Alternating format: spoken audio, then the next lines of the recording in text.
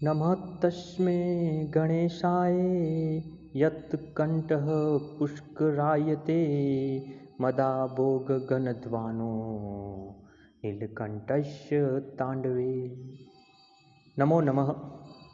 सर्वेषां हार्दं स्वागतम्।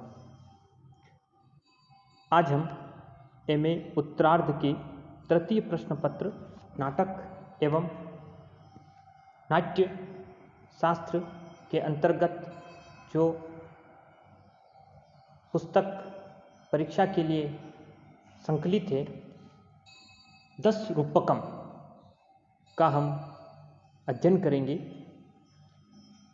10 रूपक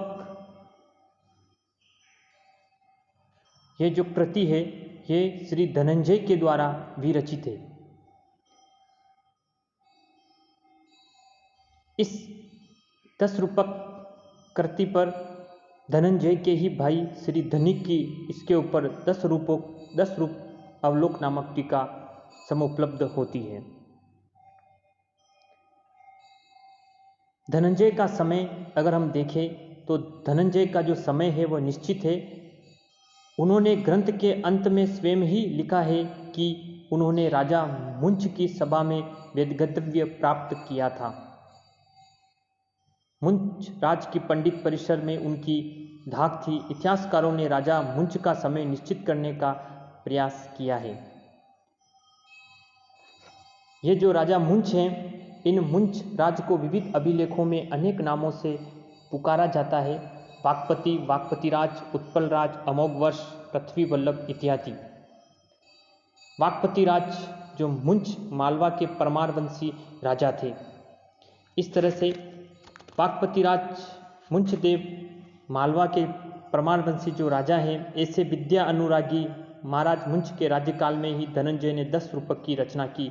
इस प्रकार यह स्पष्ट है कि 10 रूपक का रचना काल 974 ईस्वी और 994 ईस्वी के मध्य रहा होगा, क्योंकि मुंचराज का जो समय है वह 10वीं शताब्दी के बीच का समय माना जाता है।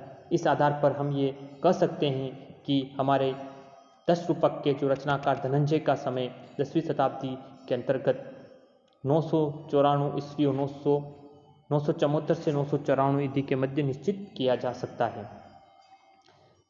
धनंजय के पिता का नाम विष्णु है, जैसा उन्होंने स्वयं ही 10 रूपक के अंतिम श्लोक में इसका उल्लेख किया है।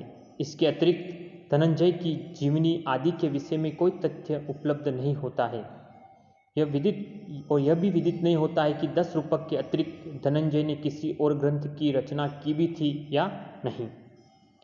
तो समय इनका 974 से 994 ईस्वी के मध्य माना जा सकता है। पिता का नाम विष्णु, आश्रित राजा ये मालवा के परमारवंशी वाकपतिराज मुंचदेव के आश्रित राजा हैं, और इनकी जो कृति है 10 रूपक, इस पर धनिक के 10 रूप अवलोक टीका समुपलब्ध होती है। सबसे पहले हम ग्रंथ को पढ़ने से पूर्व संस्कृत नाट्य विधा के बारे में सामान्य जानकारी को प्राप्त कर लेते हैं। जिस प्रकार रामायण, महाभारत तथा कालिदास आदि के काव्यों को आश्रय लेकर अलंकार शास्त्र का उद्भव तथा विकास हुआ होगा, उसी प्रकार किसी श्रमित रूपक परंपरा के आधार पर ही प्रथमतः नाट्य शास्त्र विषयक ग्रंथों की रचना हुई होगी। यह कहना कठिन है कि भारतीय रूपक की प्राचीनतम रचनाएं कौन सी थी और उनके आधार पर सर्वप्रथम कौन सा नाटक संबंधी ग्रंथ लिखा गया। भारतीय परंपरा के अनुसार त्रेता युग में ब्रह्मा द्वारा नाटक की उत्पत्ति हुई। ब्रह्मा ने ऋग्वेद, यजुर्वेद, सामवेद तथा अथर्ववेद के आधार पर नाट्यवेद की रचना की। यह नाट्यवेद पंचम वेद है, जिसमें पाठ्य, गीत, अभिनय तथा रस चारों तत्वों को क्रमशः ऋग, साम, यजुस् तथा अथर्ववेद से लिया गया है। ब्रह्मा की प्रेरणा से विश्वकर्मा ने नाट्य ग्रह की रचना की और भरत मुनि ने अभिनय की व्यवस्था की। भरत ने अपने 100 शिष्यों तथा अप्सराओं को नाट्य कला की शिक्षा दी। नाट्य कला को पूर्ण बनाने के लिए शिव ने नाट्य के साथ तांडव का और पार्वती ने लास्य का समावेश कर दिया।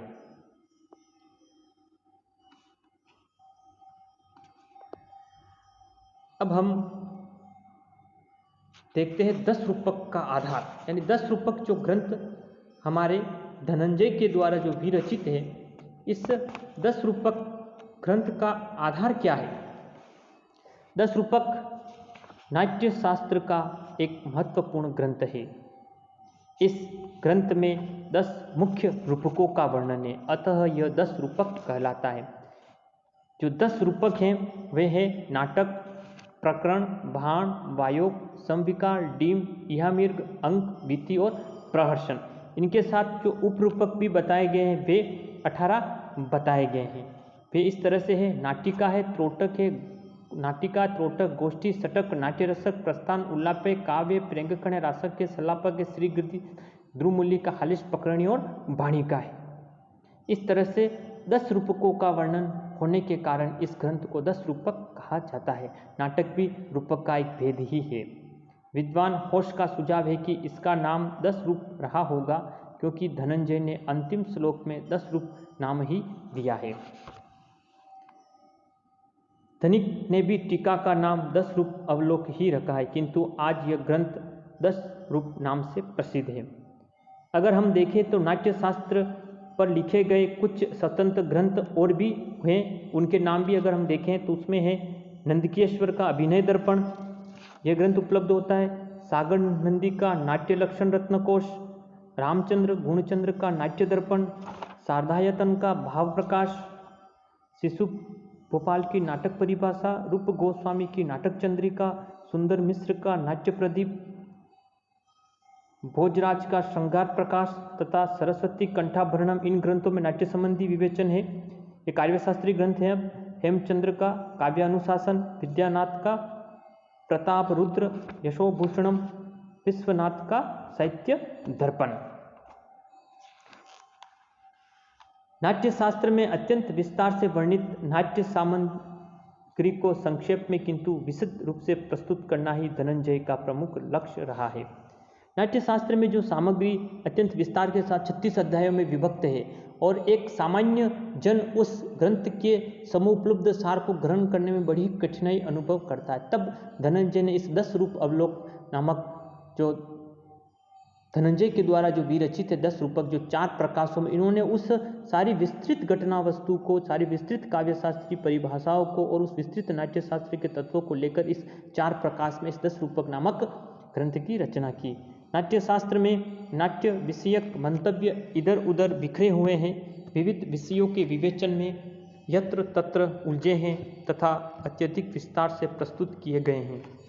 इसीलिए भले ही विद्वत्जन नाट्य शास्त्र के द्वारा नाट्य विद्या का ज्ञान प्राप्त कर सकें, अल्प बुद्धिजनों के लिए तो ये बड़ा ही कठिन कार्य है। नाट्य विद्या को बोधगम बनाने के लिए ही धनंजय ने नाट्य शास्त्र के मंतव्यों को प्रायः नाट्य शास्त्र के शब्दों में ही संक्षेप में ग्रथित किया है। नाट्य शास्त्र का आधार लेते हुए भी धनंजय ने यथासंभव नवीन उद्भावनाएं प्रकट की है। वस्तुतः धनंजय ने उस समय उपलब्ध समस्त नाट्य संबंधी सामग्री का भलीभांति उपयोग किया है, पूर्ववर्ती आचार्यों के मंतव्यों का परिष्कार किया है और यथा अवसर आलोचना भी की है। तीसरा पॉइंट है 10 रूपक की शैली। 10 रूपक की शैली भारत के नाट्य शास्त्र से, यानी जो भरत है उनके नाट्य शास्त्र से नितांत भिन्न है। नाट्य शास्त्र में कोई बात अनेक बातों में विस्तार से कही गई है, श्लोक पूर्ति के लिए बहुत से शब्द और व्याख्यानों का प्रयोग किया गया है। इसके विपरीत 10 रूपक में गिने चुने शब्दों में नाटक के मंतव्य को कह दिया गया है। इसके कार्य का सूत्र रूप में ही तथ्य को प्रकट कर देती है, कहीं विवश होकर ही शब्द या व्याख्यांशों का प्रयोग किया गया है। यह अवश्य है कि कहीं के अत्यंत संक्षिप्त के कारण इसकी अर्थ बोधकता में बाधा पड़ती है। फलतः जो वाक्यांश है उनकी सहायता के बिना अन्य लक्षण स्पष्ट नहीं होते। जहाँ कहीं शास्त्र के विस्तृत विषय को प्रकट करने के लिए केवल एक शब्द का प्रयोग कर दिया, वहाँ तो नाट्यशास्त्र तो अन्य किसी व्याख्या की सहायता से भी अर्थ समझा जा सकता है। पारिभाषिक शब्दों के लक्षण करते समय धनंजय ने कहीं कई निर्वाचन का भी प्रयोग किया है। संभवतः नाट्यशास्त्र प्रभावित होकर ही उन्होंने इस शैली को अपनाया है। 10 रूपक रचना में अधिकतर अनुष्टुप छंद का प्रयोग हुआ है। चारों प्रकाशों के अंतिम पदों में तथा अन्यत्र भी 18 बार अन्य छंदों का प्रयोग किया गया है। छंदों के निर्वाह के लिए भाषा में भी परिवर्तन करना पड़ा है। कहीं कहीं छोटे छोटे शब्दों का तो कहीं बड़े शब्दों का प्रयोग किया गया है। कई छोटे छोटे समास तो कहीं दीर्घ समास की विविधता इनके काव्य सौंदर्यता के निभान में बहुत ही सहायक सिद्ध हुई है। 10 रूपक की टीकाएँ और ध्वनिक का 10 रूप अवलोक। भरत के नाट्य शास्त्र के पश्चात धनंजय का 10 रूपक ही भारतीय नाट्य विधा का प्रसिद्ध ग्रंथ रहा है। यह अत्यंत संक्षिप्त है, इसीलिए इस पर अनेक टीकाएँ लिखी गई है, ऐसी संभावना है। किंतु वे सभी टीकाएँ आज उपलब्ध नहीं है, नहीं उनके कोई संकेत मिलते हैं। वर्तमान में तो सिर्फ नरसिंह भट्ट, देववाणी, कुरुविराम तथा बहुरूप मिश्र की टीकाएँ हस्तलिपि में मिलती है। ऊपर उल्लेखित टीकाओं में से नरसिंह की टीका धनी की अवलोक टीका पर है। ऐसा प्रतीत होता है कि ये सभी टीकाएँ अभी तक अप्रकाशित ही पड़ी है। संभवतः बहुरूप मिश्र की टीका प्रकाशित हो रही है। वर्तमान समय में केवल धनी की 10 रूप अवलोक प्रति ही उपलब्ध है, जो अनेक बार प्रकाशित हो चुकी है। वस्तुतः आज इस प्रति के कारण ही 10 रूपक के महत्व को समझा जा सकता है। 10 रूपक के मंतव्यों को स्पष्ट करने का कार्य व्रती ने ही किया है।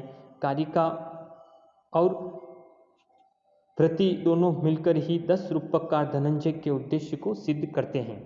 यानी 10 रूपक के ऊपर जो टीका लिखी गई है, धनिक की 10 रूप अवलोक टीका है, तो जो धनिक हैं ये धनंजय के ही भाई और विष्णु के पुत्र थे। अवलोक टीका में इन्होंने अंत में लिखा भी है कि अति विष्णु सुनो अर्धनिकश्य कृतो 10 रूप अवलोके रस विचारो नाम चतुर्थ प्रकाशः।